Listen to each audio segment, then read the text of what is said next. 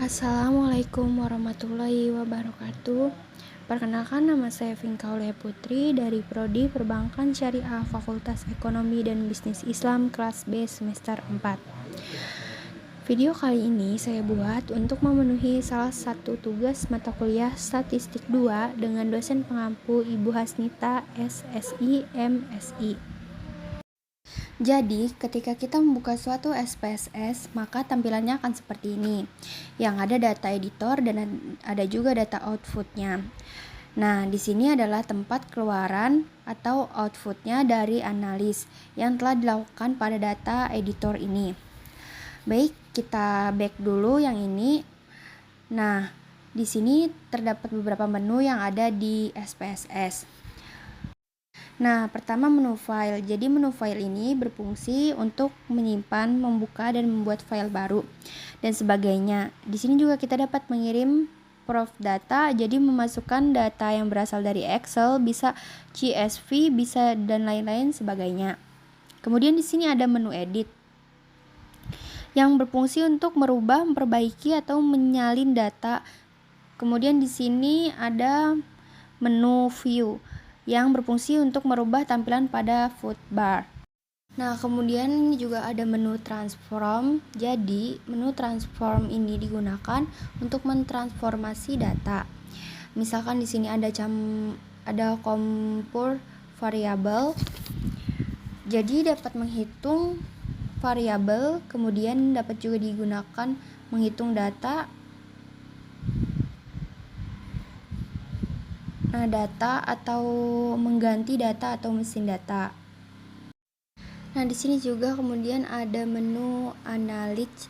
Jadi menu analytics ini adalah menu yang penting kita ketahui karena disinilah inti dari SPSS. Menu ini juga yang sering digunakan dalam penelitian. Ya, di sini menu ini digunakan untuk pengolahan dan menganalisis data, misalnya untuk statistik deskripsi. Jadi kita dapat mengetahui frekuensi, deskripsi, dan lain-lain sebagainya. Nah, kemudian kita juga dapat menggunakan kolerasi. Jadi kolerasi ini mengetahui hubungan antar variabel, kemudian dapat digunakan untuk mengetahui pengaruh antar variabel, kemudian ada banyak lainnya. Nah, kemudian juga ada menu graphs. Jadi menu ini digunakan untuk menampilkan data dalam bentuk grafik atau chart. Nah, di sini dapat kita lihat dan bisa memilih grafik apa yang akan kita gunakan. Nah, juga di sini kemudian ada beberapa menu tambahan dan juga menu help. Ini akan membantu dalam mengetahui SPSS. Kemudian di sini ada menu ringkasan yang merupakan dari menu inti. Kemudian di sini dapat dilihat ada dua kamar, yaitu ada data view dan data variable view. Nah, jadi misalkan di sini saya mempunyai data nilai ujian mahasiswa dan di sini saya mempunyai 10 data. Jadi untuk menginputnya pada SPSS, hal pertama yang saya lakukan adalah membuat nama variabelnya. Nah, baiklah, jadi nama variabelnya adalah nama mahasiswa. Untuk itu kita ketik di sini nama mahasiswa. Untuk nama variabel ini kita tidak bisa menggunakan spasi. Jadi di sini kita pencet oke saja. Nah, jadi di sini tuh seharusnya menggunakan garis bawah. Contohnya nama spasi mahasiswa. Nah, kemudian tipenya karena non angka, maka di sini kita pilih string. Di mana non-numeric ini datanya dalam angka. Kemudian koma ini datanya angka dengan pemisah koma, kemudian dot jika datanya itu dalam bentuk angka dengan pemisah koma, kemudian ini data angka dengan notasi matematika, kemudian date itu dalam data tanggal, kemudian dolar dengan tampilan dolat. Kemudian ada di sini custom current, dapat dilihat data angka dengan tampilan mata uang tertentu, dan kemudian string ini data teksnya. Jadi kita pilih data teks non angka, jadi panjang karakternya kita atur misalkan 20 saja, yang di bawah ini hanya data angka yang diawali angka 0 sesuai panjangnya, ini fungsinya 2 kalinya. Kemudian desimal ini kita kosongkan karena datanya itu tipenya string, jadi tidak mungkin dalam pecahan. Kemudian label, jadi di sini itu kita labeli nama variabelnya karena tidak dapat menggunakan spasi. Jadi di sini itu dapat menggunakan garis bawah. Jadi nama mahasiswa. Kemudian value, jadi value ini umumnya digunakan oleh data nominal dan dominal untuk merepresentasikan suatu nilai numerik sebagai label. Jadi ini itu tidak perlu, jadi kita X aja ya. Kemudian missing ini untuk pengganaan data yang tidak ada ya, kita bisa buat kosong saja. Kemudian kolom ini menentukan panjang tampilan data pada view, jadi kita tidak perlu ya, karena kita bisa membuatnya di sini panjangnya. Nah, kemudian ini yang ini menentukan lain tampilan data itu, apakah data itu rata kiri, rata kanan, atau rata tengah. Nah, karena itu nama mahasiswa, maka di sini kita pakai rata kiri saja ya.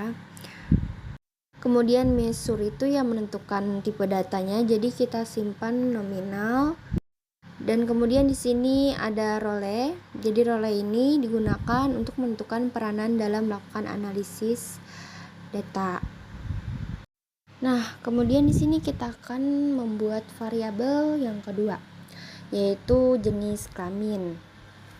Nah, jadi di sini kita tulis jenis garis bawah kelamin, dan juga tipenya sama ya, yaitu string. Kita buat string, terus angka jenis kelaminnya kita buat saja 15 di sini, karena laki-laki perempuan itu panjangnya sekitaran segitu. Kita pencet OK. Kemudian desimalnya kita kosongkan saja, terus labelnya sama ya, jenis kelamin tapi tidak ada garis bawah. Kemudian di sini jenis kelamin ini ya bisa menggunakan value, dimana kita bisa melabeli jika angka 1 itu bisa kita buat di sini sebagai laki-laki. Kemudian kita pencet add. Kemudian 2 itu adalah kita tulis perempuan. Kita pencet add lagi, terus kita OK. Terus missing ini ya kita samakan saja nominalnya, hanya huruf saja. Kemudian di sini nilai ujian, kita tulis nilai ujian, terus tipenya numerik karena angka ya, ujian itu angka. Kemudian di sini ujiannya pasti paling tinggi 100 ya, jadi panjangnya sekitar 34 lah. Terus desimalnya karena tadi nilainya itu tidak pecahan, maka di sini desimalnya kita buat 0 saja. Terus kita pencet OK. Jadi di sini kosong desimalnya. Sebenarnya untuk panjang dan desimal itu bisa kita atur di sini juga bisa. Terus ini labelnya kita tulis nilai ujian. Terus di sini tidak perlu karena misalkan nantinya ya. Terus ini kita buat rata tengah saja. Terus ini adalah kita buat scale, kemudian input. Kemudian kita lihat data view-nya ya. Jadi di sini data view-nya sudah ada ya, yang nama mahasiswa, jenis kelamin. Kita bisa atur di sini dan bisa kita mengatur panjangnya seperti ini. Panjang kolomnya itu otomatis ya. Ini berubah 16, 13, 12 berubah ya. Ketika kita sudah menginputnya, di Excel, lalu kita ingin memasukkan ke dalam SPSS ya. Kita bisa juga langsung menyalin atau mengcopy, itu bisa juga Ctrl C. Dan di sini kita tulis, kita pencet kanan, lalu paste. Nah, muncul ya, langsung saja. Kemudian kita ingin mengetahui ada berapa sih jumlah laki-laki dan perempuan dalam kelas ini. Jadi kita ingin menghitung frekuensinya, yaitu bisa menggunakan ini deskriptif statistik. Kemudian di sini kita diisi frekuensi, kemudian yang akan kita lihat yaitu jenis kelamin. Nah, di sini outputnya itu terlihat bahwa frekuensinya laki-laki itu ada 5 orang ya. Kita hitung ya, 1, 2, 3, 4, 5, benar. Kemudian perempuannya juga sama, ada 5. Nah, jadi SPSS ini bisa digunakan untuk mencari frekuensi. Nah, ini adalah hal-hal yang sederhana aja dulu ya. Kemudian misalnya kita ingin mengetahui deskriptif dari data ini, misalkan kita ingin mengetahui rata-rata nilai ujian berapa nilai yang paling kecil, kemudian berapa nilai yang paling besar, kemudian standar deviasinya berapa. Nah, itu bisa kita ketahui sekaligus satu tabel. Nah, bisa menggunakan ini, klik analis, terus kita klik deskriptif. Nah, ini lalu kita masukkan ini, terus kita pencet OK. Nah, di sini kita akan mendapatkan nilai minimumnya yaitu 80, maksimumnya 88, nilai rata-ratanya 82,90, dan standar deviasinya 2,767. Nah, di sini juga terlihat bahwa N-nya itu 10 ya. Jumlah datanya kan ada 10.